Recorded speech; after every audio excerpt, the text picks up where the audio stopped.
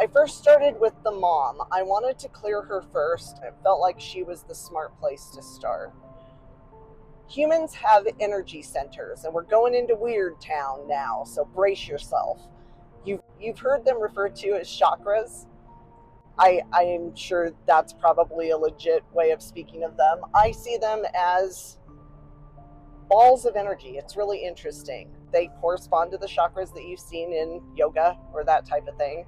And as I'm working on the mom, around her heart was so much fear. Obviously, we just cleared out the fear for her child.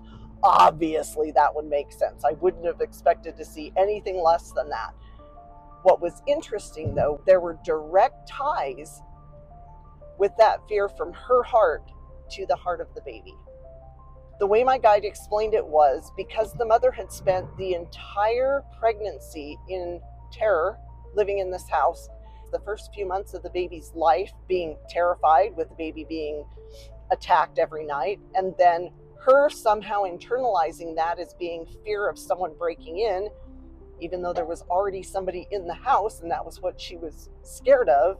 It had created this bond with the baby that had actual ties to fear. We severed the ties that were just fear-based completely, making sure that the ties to the baby, just as her mother, remained intact.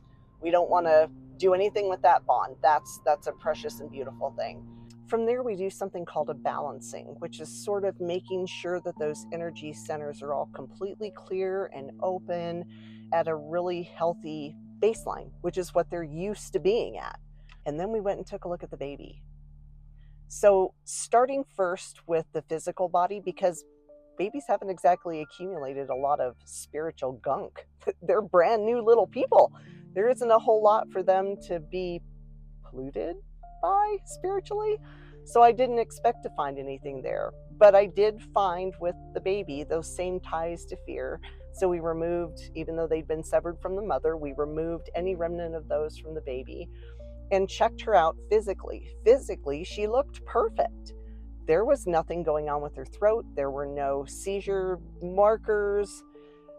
She looked healthy in every way, which matched what the doctor had told me.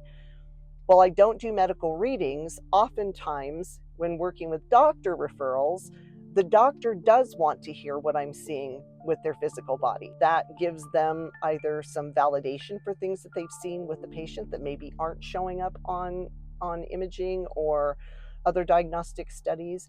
So having this type of information is useful to the doctors that I work with. Doing a scan of the baby, I didn't see a single thing that was going on with her that the doctor hadn't already made me aware of. She looked perfect. And then I called the mom.